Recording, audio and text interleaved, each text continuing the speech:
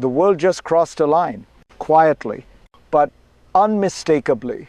A US president didn't announce sanctions, didn't call for negotiations, didn't promise democracy. He said something far more revealing. We're keeping the oil. Venezuela, the largest proven oil reserves on earth. A captured dictator, a capital city under US control, and tens of millions of barrels of sanctioned oil moving immediately toward American shores. No euphemisms, no moral poetry, just power and resources. I'm Fareed Zakaria, and this is not just about Venezuela. This is about a world where geopolitics stops pretending.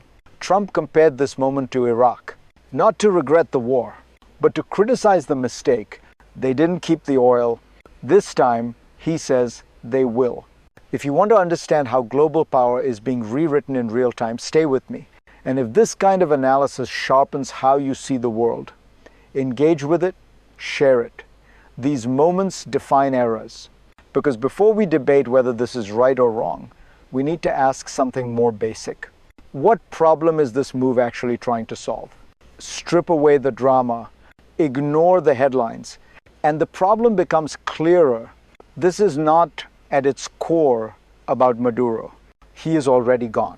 It is not even about punishment. The real issue is collapse.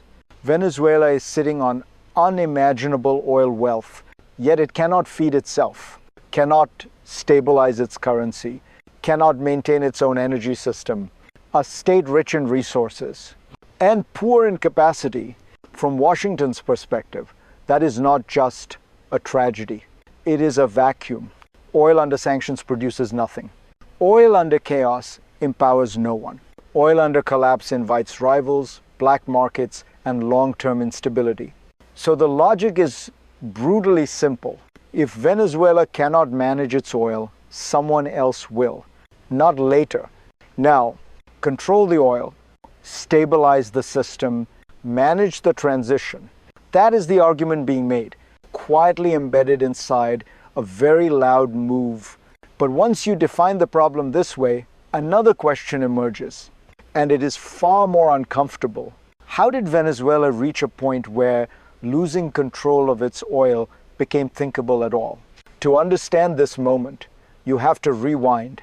Not decades, just one generation. In the late 1990s, Venezuela worked. Not perfectly, but functionally, it pumped around 3.5 million barrels a day. The state had leverage. The system had momentum. Then came decay, slow at first, then structural. Mismanagement, corruption, rising extraction costs. Oil became harder to pull from the ground. Institutions became weaker. Revenue stopped turning into capacity. Production collapsed from millions of barrels a day to hundreds of thousands. Oil was still there. Enormous reserves. Over 300 billion barrels. But reserves are not power. Production is, and when production falls, so does sovereignty. Sanctions froze the output. Chaos scared off capital. The system hollowed out from the inside. By the time force entered the picture, something crucial had already happened. The state had lost operational control. That is the forgotten context. Not ideology, not speeches. A resource-rich country that could no longer turn resources into stability. And once that happens, history shows something brutal. Others step in, and that is where the first real rupture begins. The rupture did not begin with diplomacy. It began with force. Strikes on Caracas, targets hit, the capital shaken, then the image that changed everything. Nicolás Maduro. Captured, flown to New York, a sitting leader removed in real time. This was not regime pressure. This was regime termination. And immediately after the oil moved, between 30 and 50 million barrels, high quality, sanctioned, now redirected, not promised, not negotiated, transferred. That sequence matters. Force first, resources second. governance later, this is the moment the crisis crystallized. Because once oil starts moving under foreign command, the debate changes. This is no longer about removing a dictator. It is about who owns the transition. Trump said the proceeds would be controlled, managed, used for the people. But history teaches us something uncomfortable. Whoever controls the oil during chaos controls the future after it. If you want to understand power, don't watch speeches. Watch logistics, watch tankers, and if this analysis helps you see what's really happening beneath the headlines, stay with me. Because now we have to ask the hardest question yet. What is the system behind this move? Behind the shock, there is a system, cold, rational, and familiar. Oil is not just fuel. It is infrastructure. It is revenue. It is leverage. When a state collapses, oil becomes the fastest way to rebuild power. Not elections, not speeches, cash flow. The mechanism works like this. First, secure the resource, physically, logistically. Second, restart production with outside capital, technology, expertise, scale. Third, control the money. Not forever, they say, just long enough to stabilize the system. This is not idealism. It is energy realism. Trump made that explicit. Very explicit. The mistake in Iraq, he argued, was not intervention. It was leaving value on the table. This time, the oil pays for the order. The order protects the oil. It is a closed loop, self-justifying, hard to exit, and once this loop begins, something else happens quietly. Private power enters. Major oil companies, billions in capital, long timelines. At that point, the transition stops being temporary. It becomes structural, which leads directly to the next rupture. Because systems like this do not unfold smoothly, they break. The second rupture comes faster, and it cuts deeper. Because once private capital enters, expectations harden. Contracts form, timelines stretch. Oil infrastructure is not rebuilt in months. It takes years, sometimes decades, and that creates a new crisis. The US now isn't just a stabilizer. It is an operator, a guarantor, a stakeholder. Any disruption now threatens money, markets, credibility. Trump made the warning explicit. If stability fails, force returns. Bigger, harsher. That is the second mini crisis. Not violence itself, but dependency on it. Order no longer rests on consent. It rests on deterrence. Caracas is calm because it must be, because instability now carries a price. And once force becomes the backstop of economics, politics narrows, choices shrink, compromises vanish. This is the dangerous midpoint of power transitions. Too invested to leave, too exposed to step back. History shows this pattern clearly. The deeper the investment, the harder the exit, which brings the story closer to home. Because the real consequences are not abstract, they land on people. And that is where this story truly changes. Now let me speak directly to you, because this is where geopolitics stops being theoretical.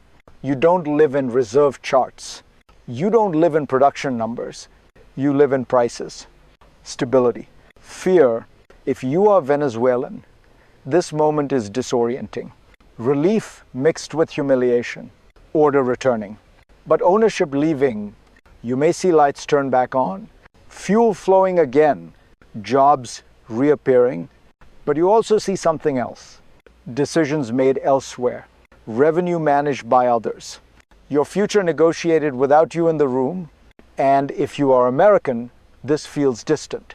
Strategic, efficient, lower risk, energy security, power reinforced. But understand this, when force and resources merge, precedent is set.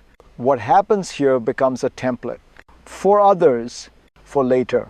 And one day, it may not be oil, It may be data, water, technology. If this analysis helps you see how power actually works, not how it's sold, pause. Engage with it, because awareness is the first form of sovereignty. Now lift your eyes outward, because Venezuela is not watching this alone. The world is, what happened in Caracas did not stay in Caracas. It rippled outward fast, because the moment a superpower openly says we will keep the oil, every capital listens. Allies reassess assumptions, rivals redraw scenarios. This is not just about Venezuela's reserves. It's about the rules. For decades, the global order ran on a fiction. That power intervenes reluctantly. That resources are incidental. That fiction just cracked. Energy-rich states with weak institutions feel exposed. Energy-poor powers feel nervous. Because control is no longer abstract. It is operational. Markets react quietly but decisively. Investment flows recalibrate. Risk models change. If oil can be seized, stabilized, and monetized under force, then energy becomes geopolitical collateral. And this does something subtle but profound. It accelerates bloc thinking. Protection, resource nationalism. Trust erodes. Deterrence rise. This is how global systems shift. Not with treaties, but with examples. Venezuela is now an example.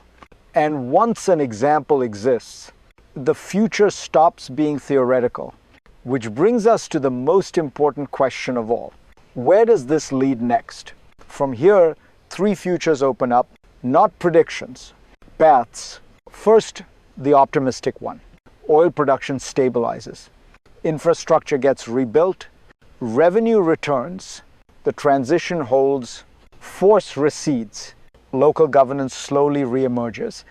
The oil pays for recovery. And Venezuela regains a measure of control later, not now.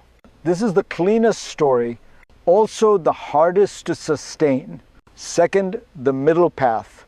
Production resumes, money flows, but control never fully leaves.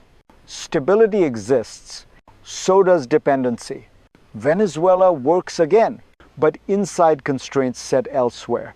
Order without full sovereignty. Growth without autonomy. This is the most likely outcome. History favors it. Then there is the dark path. Resistance grows. Legitimacy erodes. Force returns. Oil becomes a target, not a solution. The system hardens. Exit becomes impossible. Violence cycle. And the original justification stability disappears. These futures are not about ideology. They are about systems. When resources finance order, order reshapes politics. That is the lesson repeating itself. And it leads us to the final insight. What this moment really tells us about power today. This is the truth beneath the headlines. The world is not becoming more moral. It is becoming more explicit. Power is no longer dressed up. It is stated. When Trump said we're keeping the oil, he didn't just talk about Venezuela. He revealed a system where resources justify force, where order is transactional, where sovereignty is conditional on capacity. This is not chaos. It is clarity. And clarity is dangerous because once rules are spoken aloud, they can be copied. Today it is oil. Tomorrow it could be something else. The lesson for states is stark. Capacity is protection. Collapse invites control. And the lesson for you watching this is just as important. Understanding power is not cynicism. It is literacy. If this analysis helped you see the world more clearly, don't let it end here. Share it. Question it. Stay engaged. Because the next chapter of global power is already being written. And the only real choice is whether we learn to read it in time.